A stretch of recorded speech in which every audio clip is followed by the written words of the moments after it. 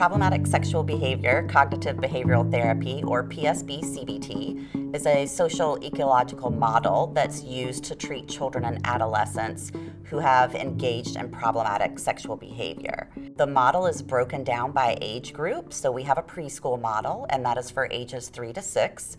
We also have a school age model, that's for ages 7 to 12, and then we have the adolescent model, which is ages 13 to 18.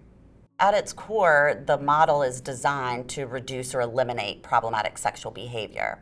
And so what we focus on is reducing the risk factors for that and boosting up the protective factors for that. So how we do that is we teach kids impulse control skills. We teach them relaxation. We teach them appropriate social skills.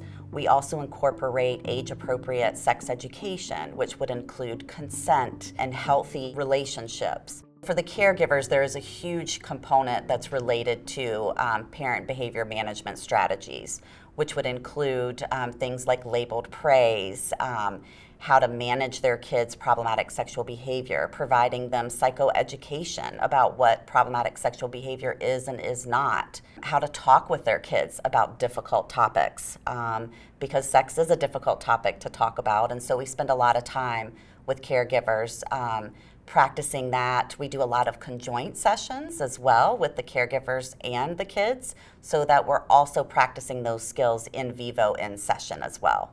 The main treatment outcomes and benefits that we see with PSB-CBT is obviously the elimination and reduction of problematic sexual behavior. We've seen a reduction in the trauma symptoms. We've also seen an increase in their pro-social skills at the end of treatment.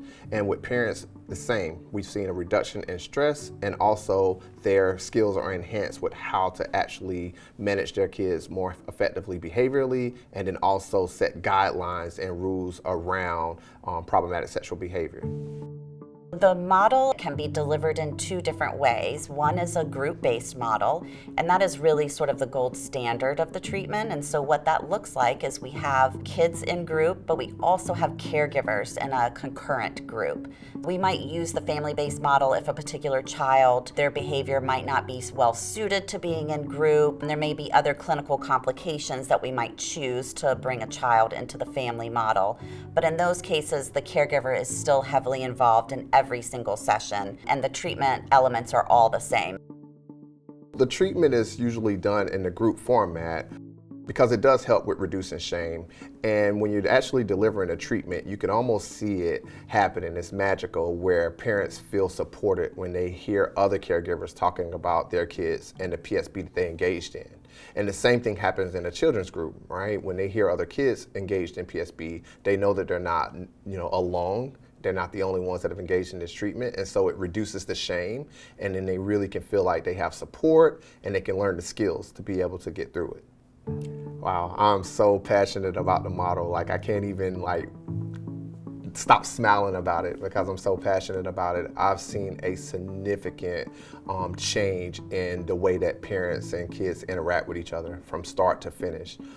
You can just see that they get along better, they communicate better, and they actually learn the skills. I'm passionate about it because it works. We know that it works, we see that it works, and we get feedback throughout treatment about how effective it is and how things are changing and shifting. And we're doing this virtual, and so we get to see people in their natural state in their home, and we also get to see how things shift towards the end of treatment and how they interact in that environment. So it's a beautiful thing. The biggest thing that makes me passionate about this model is that these children, there's really a big misconception about these children and a stigma about these children, and because of that, historically, they've been really underserved in our community. We usually, gear treatment towards victims of trauma and victims of, sexual assault and things of that nature. But when kids engage in problematic sexual behavior, there's very little framework or support for how to address those behaviors. And what we hear oftentimes is kids being called perpetrators or sexual offenders in much the same way that adult sexual offenders would be labeled. And what we know about these kids is that they're not at all like adult sexual offenders, and these are kids at the end of the day who have a behavioral problem that needs to be addressed. The biggest thing in working with these kids is just being able to recognize these kids as kids and give them something that they deserve and treatment for a problem that they can heal from.